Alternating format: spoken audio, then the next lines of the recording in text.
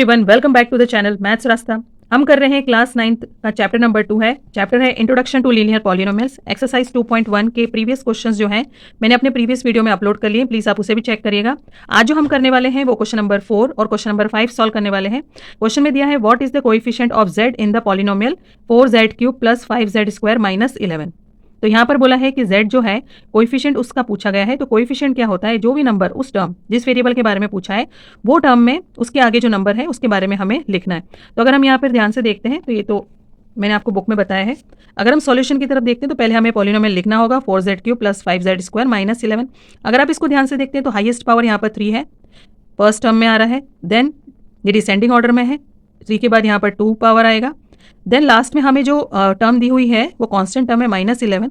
तो यहाँ पर एक मिसिंग टर्म है जिसमें z भी आना चाहिए क्योंकि ये पॉलिनोमियल पूरे z वेरिएबल के साथ है।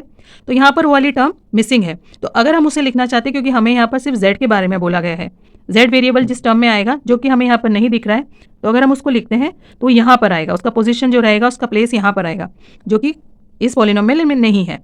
अगर वो नहीं दिख रहा है इसका मतलब वो मल्टीप्लाई होता है किसी भी एक नंबर के साथ। जैसे आप यहाँ पर देख पा रहे हैं फर्स्ट टर्म में z³ जो वेरिएबल है वो 4 के साथ मल्टीप्लाई हो रहा है। सेकंड टर्म की बात करें तो z² 5 से मल्टीप्लाई हो रहा है। ऐसे ही यहाँ पर -11 जो है इसके साथ कोई वेरिएबल नहीं है तो ये कांस्टेंट टर्म है।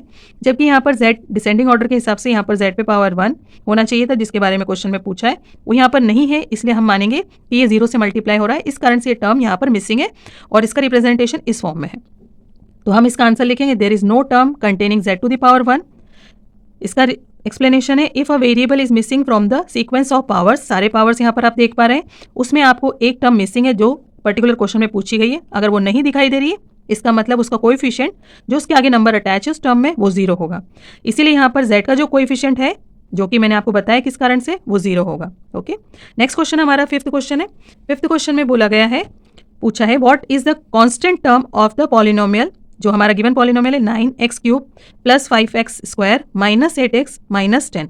अब सारे ही वेरिएबल से रिलेटेड क्वेश्चन पूछे गए हैं, लेकिन इस क्वेश्चन में आपसे पूछा है कि ऐसे टर्म इसमें देखिए जो कि कांस्टेंट टर्म है। कांस्टेंट टर्म कौन सी टर्म होती है? जिसमें कोई वेरिएबल नहीं होता है। अगर आप फर्स्ट टर्म की बात करें तो यहाँ पर एक वेरिएबल है, सेकंड टर्म में भी वेरिएबल है, यहाँ पर भी एक वेरिएबल है थर्ड टर्म में, लेकिन अगर आप लास्ट में देखते हैं तो उसमें वेरिएबल यहाँ पर नहीं है। तो इसीलिए हम लिखेंगे the constant term is the term without any variable, जिसमें वेरिएबल नहीं है।